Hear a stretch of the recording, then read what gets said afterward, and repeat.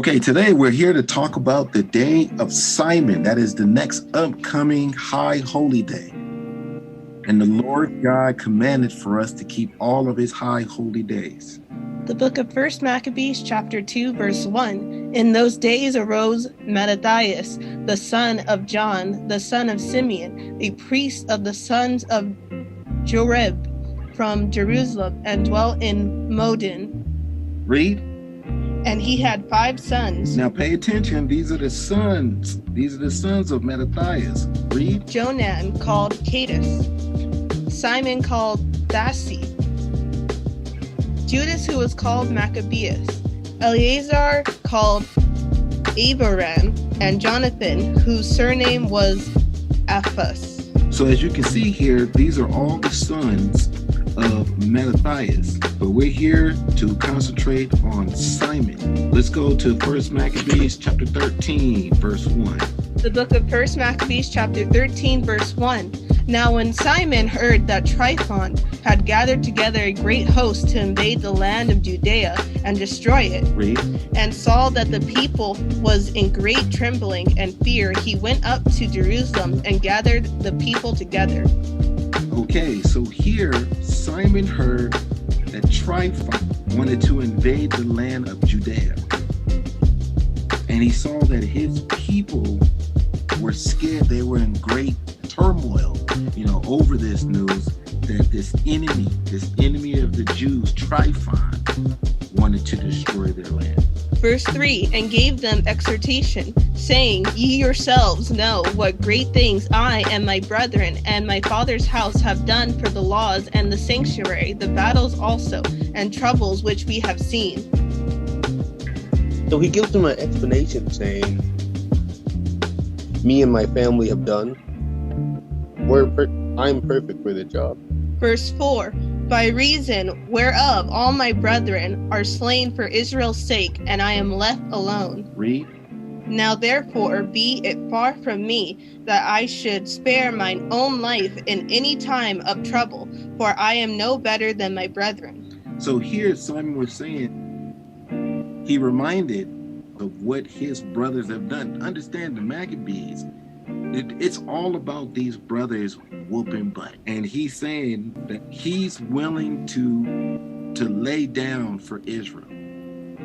He's the only one left out of all of his brothers, and he's willing to die just like his brothers. Verse 6, doubtless I will avenge my nation and the sanctuary and our wives and our children, for all the heathen are gathered to destroy us of very malice. Right here he's saying he's going to protect his nation, and he's saying for all the heathen, the Edomites, are going to try to destroy Israel. And if you notice here, he states that our children are going to avenge his nation, his sanctuary, his wives and children. One thing that we have to understand about our people traditionally were family people. Not like today. Today you have a lot of single-led households, and no one believes in family, and everyone have sex with whoever, and people have multiple babies. But that's not how it was. It was all about family. It wasn't, to screw my family. No. It was, I'm here to avenge my family. All right? Number 7, read. Now as soon as the people heard these words, their spirit revived. Okay, so meaning that what? They heard these words, they became motivated, they were no longer distraught, and they were uplifted now. Number 8, read. Verse 8, and they answered with a loud voice, saying, Thou shalt be our leader instead of Judas and Jonathan thy brother. Number 9, read. Fight thou our battles, and whatsoever thou commandest us, that we will do. Okay, so right here the people are saying, you're the last one out of your brothers left, so we want you to lead us. And whatever you say, we'll do, because we trust you and your family. All right. Number 10, read.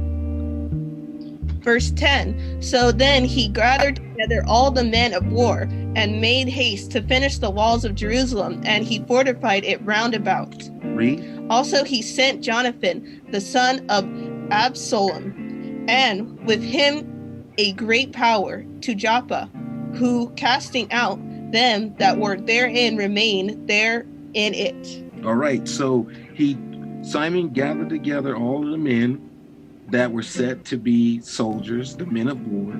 All right, and they commenced to building and fortifying Jerusalem, building those walls, making a nice stronghold. Okay, and right here in 11 it said that he sent Jonathan to Joppa. The book of 1 Maccabees chapter 13 verse 12. So Tryphon removed from Ptolemais with a great power to invade the land of Judea, and Jonathan was with him in war. So you had Tryphon here who was going to invade Judea, and notice he had Jonathan with him because Jonathan was captured. All right, 13, read. Verse 13. But Simon pitched his tents in Adida over against the plain. All right, let's go to 14, read. Verse 14. Now when Tryphon knew that Simon was risen up instead of his brother Jonathan, and meant to join battle with him, he sent messengers unto him, saying, Whereas we have Jonathan thy brother in hold, it is for money that he is owing unto the king's treasure, concerning the business that was committed unto him. Okay, so Simon set up his camp at Adida. So here we see that Tryphon found out that Simon had risen up to become the leader of the Jews. So he sent the message stating that they have your brother. He captured your brother and he's holding him for money that is owed to him. But this is not a true statement, okay? And we're going to find out. Let's go to 16. Verse 16. Wherefore now sent 100 talents of silver, and 2 of his sons for hostages, that when he is at liberty he may not revolt from us, and we will let him go. So Tryphon made his demand, stating that he needs 100 talents of silver, and he needs to hold 2 of his sons for hostages. Okay. Number 17, read. Verse 17. Hereupon Simon, albeit he perceived that they spake deceitfully unto him, yet sent he the money and the children, lest peradventure he should procure to himself great hatred of the people. So Simon here, he knows he's being lied to by these Edomites. If he sends the money and the children, they're just going to die anyways. But if he doesn't, all the people are going to hate him. So he's kind of stuck here. Yeah, he's seriously stuck between a rock and a hard place, and it's like, what should he do, you know? All right, number 18, read. Verse 18, who might have said, because I sent him not the money and the children, therefore is Jonathan dead. Read. So he sent them the children and the hundreds of talents. Howbeit Tryphon disassembled, neither would he let Jonathan go. Even though he sent the money and he knew that this enemy of the Jews was lying, he had no choice. And what happened? He didn't let Jonathan go. Number 20, read. Verse 20, and after this came Tryphon to invade the land and destroy it, going round about by the way that leadeth unto Adora. But Simon and his host marched against him in every place, wheresoever he went. So here, Tryphon came into the land to destroy it, but everywhere he went, Simon had a stronghold. He had a great defensive position, and was repelling the invasion. Okay, let's go to 21. Read. Verse 21. Now they that were in the tower sent messengers unto Tryphon, to the end that he should hasten his coming unto them by the wilderness, and he sent them victuals. Okay, so here it says that the towers sent messages to Tryphon, and victuals right here means food. Let's go 22, read. 22. Wherefore Tryphon made ready all his horsemen to come that night, but there fell a very great snow, by reason whereof he came not. So he departed and came into the country of Gilead. All right, 23, read. Verse 23. And when he came near to Boscama, he slew Jonathan, who was buried there. Afterwards Tryphon returned and went into his own land. So as soon as he came near, Jonathan was killed, and then Tryphon ran away back into his own land. Okay, 25. Read. Verse 25, then they sent Simon and took the bones of Jonathan his brother and buried them in Modin, the city of his fathers. So when he found out where Jonathan's bones were, then they dug him up and he took them and buried him with his fathers. All right, 26, read. Verse 26, and all of Israel made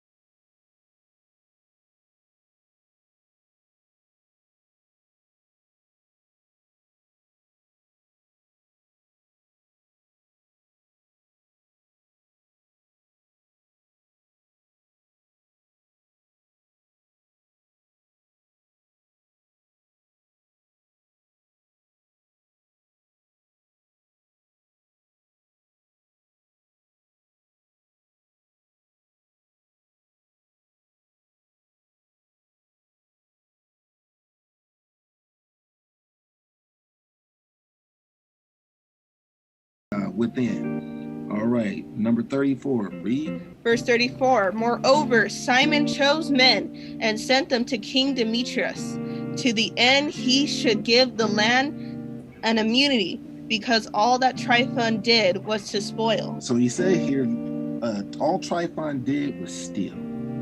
So what Simon did is he used wisdom, and he went to another Greek king, King Demetrius, that they would establish a covenant with each other, so that Simon would not have to worry about all the Greeks, because all the Greeks wanted to destroy the Jews.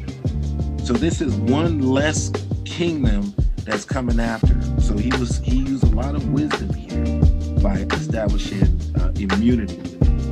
All right, 35, read.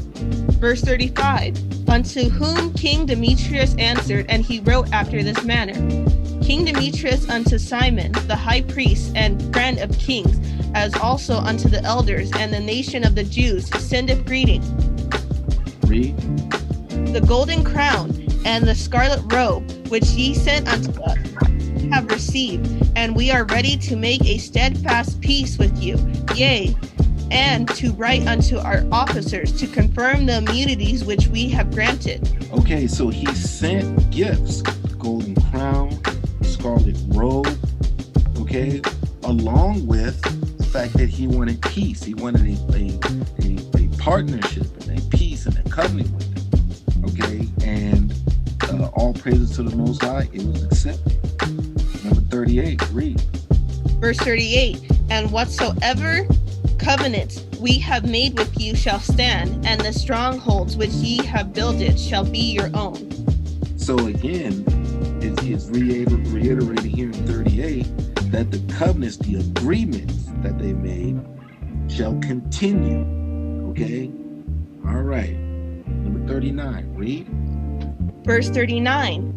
As for any oversight or fault committed unto this day, we forgive it, and the crown tax also, which ye owe us. And if there were any other tribute paid in Jerusalem, it shall no more be paid. So now that they're allies, anything that's owed to them is no longer owed to them. Any bad dealings, any bad business, no more revenge, no more disagreements. Everything is at peace. All right. 40, read. Verse 40. And look who are meet among you, you to be in our court. Let then be enrolled, and let there be peace betwixt us. So again, they wanted peace. Okay. And look who are meet among you to be in our court. Let them be enrolled. And let there be peace between us. All right. 41. Read. Verse 41. Thus the yoke of the heathen was taken away from Israel in the 170th year. So the burden of the enemies of the Jews was lifted from us. All right. 42. Read. Verse 42.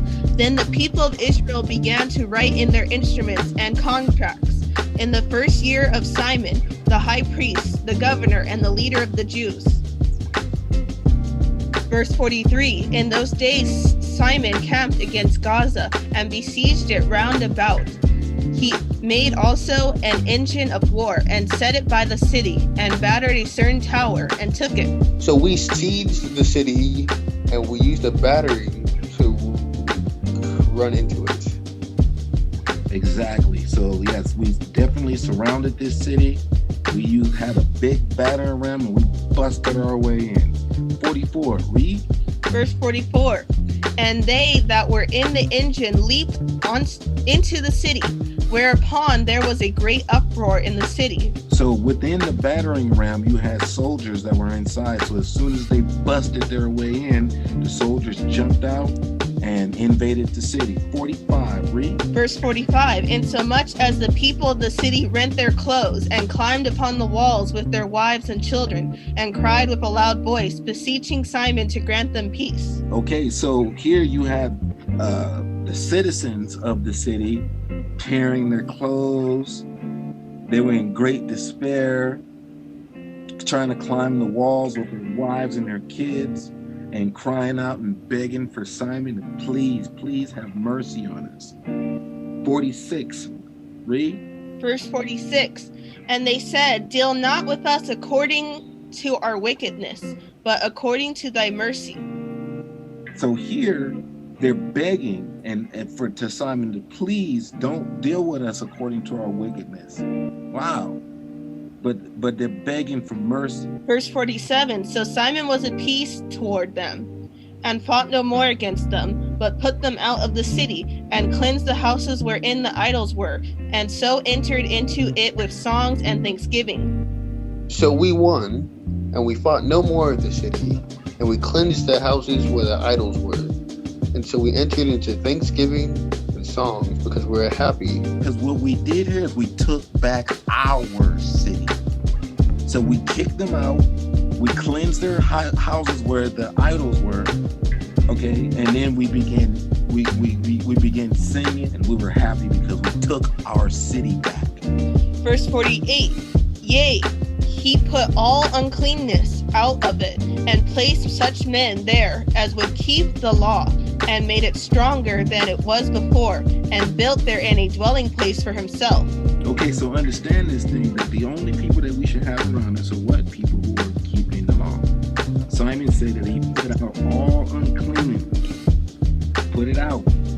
And the only men around him are those that are going to keep the law. Men who keep the law have made it stronger than before. 49, read. Verse 49. They also of the tower in Jerusalem were kept so strait that they could neither come forth, nor go into the country, nor buy, nor sell. Wherefore they were in great distress for want of victuals, and a great number of them perished through famine. So here it says that Simon set up sanctions so that nothing comes in or out. Nothing to sell, nothing to buy, no food in, nothing out. And this right here created a want for food. That's what victuals means, food. Okay? And a large number of inhabitants of the inhabitants, they died because of starvation. Verse 50, then cried they to Simon, beseeching him to be at one with them, which thing he granted them. And when he had put them out from thence, he cleansed the tower.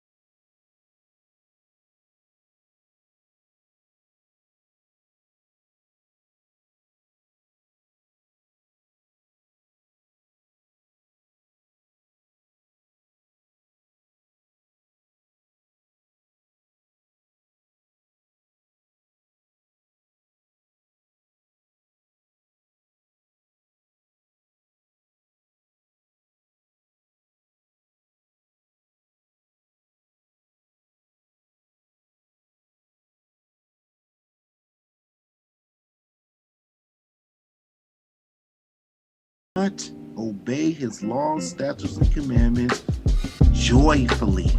That's one of the key things. We act like it was some kind of a burden. Oh my God, it's a burden to keep the high holy days. It's a burden to keep the Sabbath. Oh my God, I can't do all this. Oh, well, guess what? Then enjoy captivity. How's it been for you so far?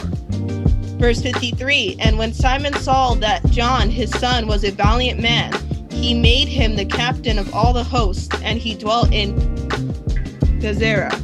Okay, so as we see here, Simon's son John was a brave man. And in so, Simon promoted him to captain of all. So he was more like a general. The captain of all the host, all the troops, all the soldiers. All right.